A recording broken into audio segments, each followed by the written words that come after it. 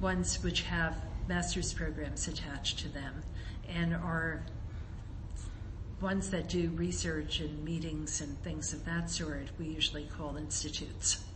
So you should think about being an institute for. Right. And there's an institute for the study of diplomacy.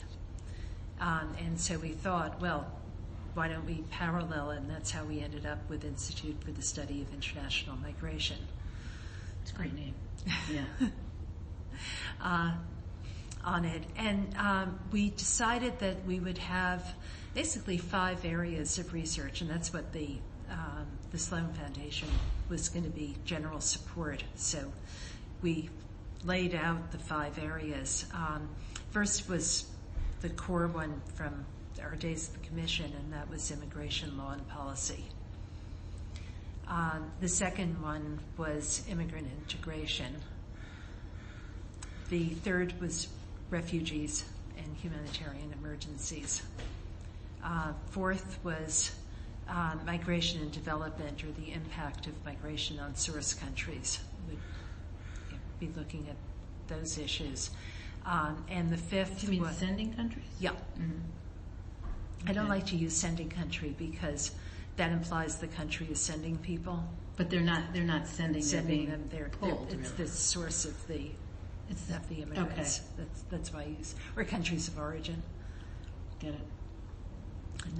And then the fifth would be governance of migration. Mm. And you generated these as a team. Yeah, as a through team. identifying.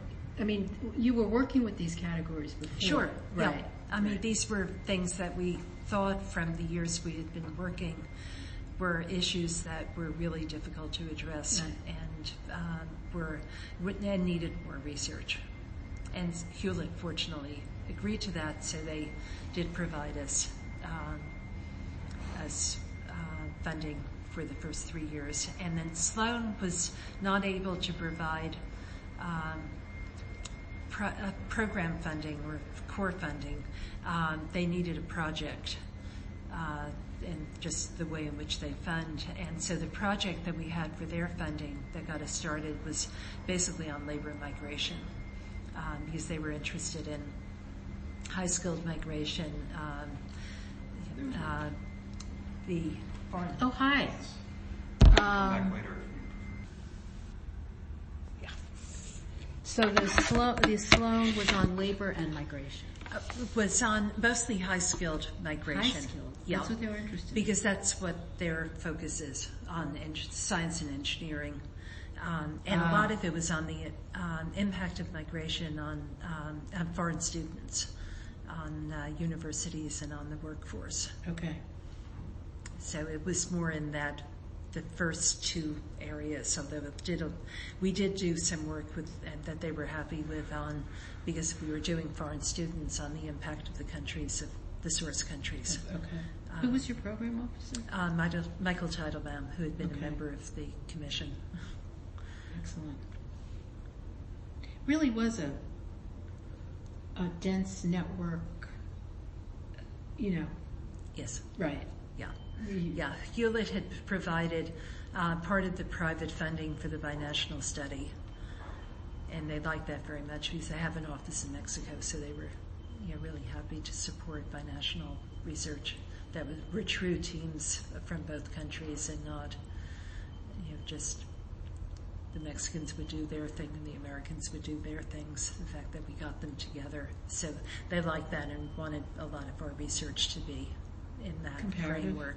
Not so much comparative, but involving scholars it's not I get it. Yeah, involving scholars from developing countries and not just U.S. scholars. So the network,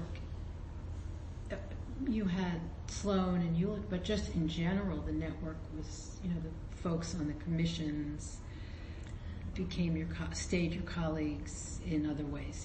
This was a network that knew each other, worked together, shared resources. Right. Yeah. Mm-hmm. So we knew almost every major scholar on migration, knew all of the policymakers that were important.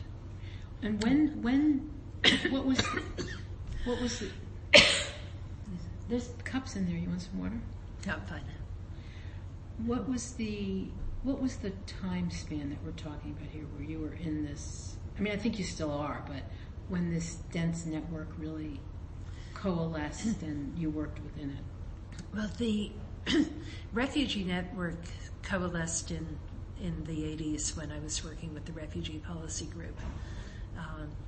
And the Refugee Studies Center at Oxford was formed, and there were Center for Refugee Studies in Canada was started. Mm-hmm. So that became a network that I was very much part of.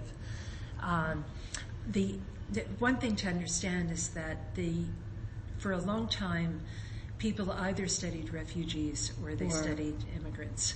They didn't study both, and I was probably when I started working on it, was maybe one of 5 people internationally who studied both equally. People would dabble in one or the other, but my work, because of the policy work, was firmly across both types. So that drove you to study both simultaneously? Yeah. Including the linkages between the two. Right. Yeah. Mm-hmm. That.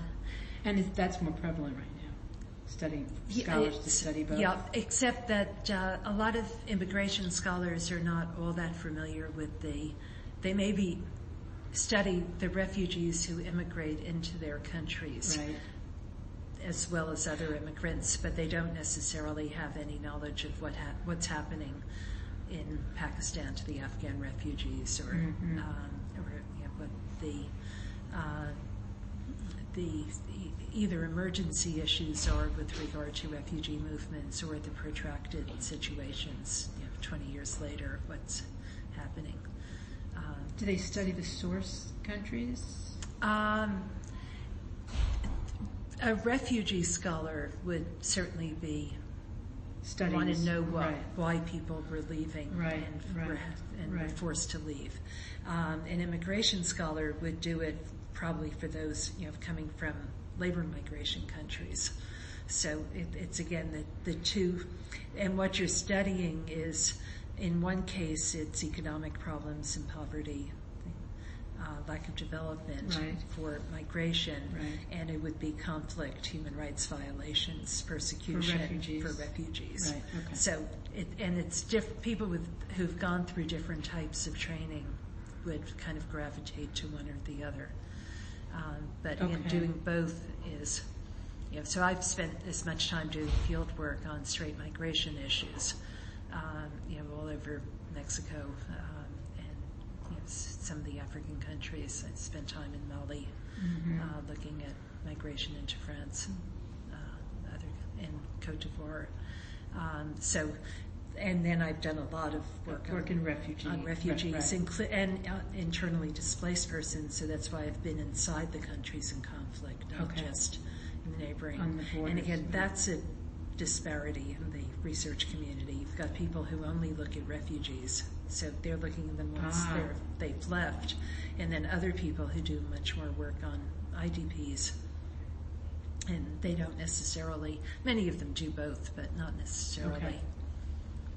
So that means the communities and the networks were different for many years. Yeah, okay. And there's more bringing them together, because people who are interested in asylum issues become interested in detention issues. People who are working on irregular migration become interested in detention issues, and so they start coalescing around detention as an issue rather than who are the people in detention. Okay.